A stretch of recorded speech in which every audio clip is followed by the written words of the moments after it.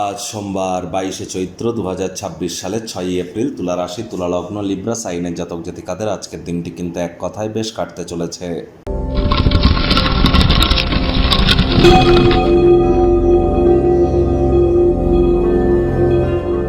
ভিডিওটির শুরুতেই স্ক্রিনে আপনারা দেখতে পাচ্ছেন নবগ্রহ বীজমন্ত্র। পারলে 9টি গ্রহকেই শান্ত রাখবার জন্য এই নবগ্রহ বীজমন্ত্র প্রতিদিন আপনারা 108 বার করে জপ করুন।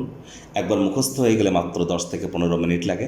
এটি মনুষ্য জাতির সৃষ্টি নয়, স্বয়ং ব্রহ্মদেবের সৃষ্টি, যা কখনো অনর্থ হতে পারে না। ভুলভাল উচ্চারণ করলেও কোনো নেগেটিভ ইম্প্যাক্ট পড়ে না।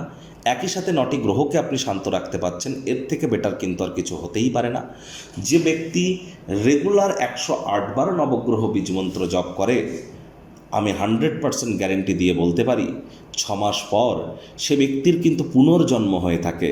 অর্থাৎ সেই ব্যক্তির জীবনে থেকে সমস্ত প্রকার শোক, তাপ, দুঃখ, কষ্ট, দারিদ্রতা, হতাশা এগুলি নিবারিত হয় এবং প্রারব্ধ সে নতুন করে তৈরি করে এবং তার নতুন কিন্তু ভাব, আদর্শ, সমৃদ্ধি, ব্যক্তিত্বের সমৃদ্ধি সেখানে কিন্তু নিজেদেরকে মহিমান্বিত করতে সক্ষম হয়। আজ সোমবার, চাঁদের আলো গায়ে লাগান, মায়ের সেবা করুন। যদি মস্তিষ্কগত দিক থেকে স্ট্রং হতে চান, ডিপ্রেশনকে যদি ধারে পাশে না আসতে দিতে চান, তাহলে অতিরিক্ত ডিম্যান্ড করবেন না।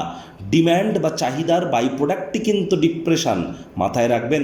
অতিরিক্ত চাহিদা থাকলে অতিরিক্ত হতাশাও আসবে। মায়ের সেবা করুন। মা মানেই চন্দ্র, তিনি মানেই মাতা, আর চন্দ্র মানেই তো মন। তাহলে মায়ের সেবা করলে মন মজবুত হয়। ভাগ্য মিটার আজ আপনাদের বলছে 7.5 আউট অফ 10। ভাগ্য আপনাদের অনুকূলেই থাকবে। অর্থ এবং পরিবার এই দুই ব্যাপারেই আপনাদেরকে একটু সাবধানতা, সচেতনতা অবলম্বন করেই চলতে হবে।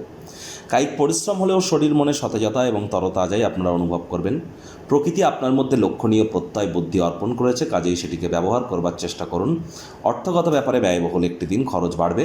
নতুন উদ্যোগ পরিকল্পনার পাশাপাশি নতুন নির্মাণ কার্যকে আজ পিছিয়ে দিন। লটারি, সাট্টা, জুয়া, বাজি ধরা থেকে আজ বিরত থাকুন। ক্ষয়ক্ষতি কিন্তু হতেই পারে। আজ অবশ্যই চাকরিজীবী যারা আছেন তাদের অফিসের পরিবেশ এক প্রকার ঠিকঠাক। বস কলিগদের সাথে ভাব ভালোবাসা বাড়বে, কর্মে গতি অনুভব করবেন।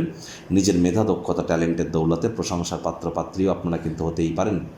আজ অবশ্যই রাজনীতিবিদ যারা আছেন জনসংযোগ বৃদ্ধি করুন, সমাজে পপুলারিটিও আপনাদের বাড়বে।